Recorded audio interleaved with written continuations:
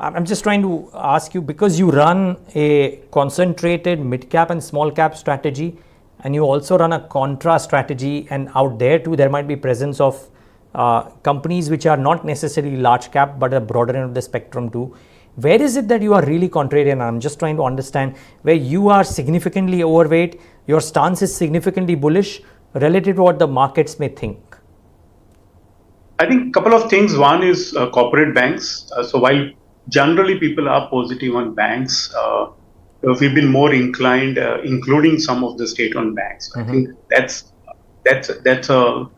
our belief is we are a little bit contrarian versus, given that they've already rallied and people believe that they've reached a point where the valuations have no room for expansion.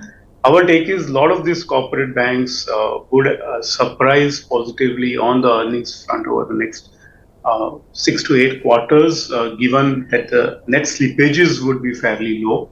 The credit cost will be significantly lower than what we have seen in the recent past. So that's one.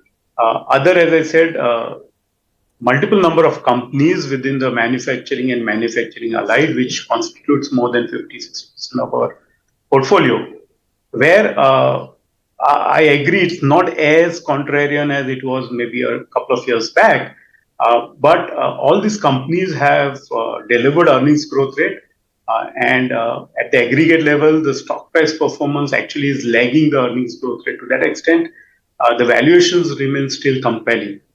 So there's no reason that since they have rallied significantly over the last 2 years, we need to exit those companies. So I think they still remain part of our portfolio, given the market is still underappreciating the turnaround on balance sheet.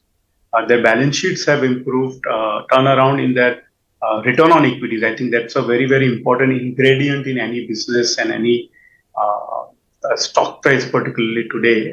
We are more conscious of return on equity now than ever.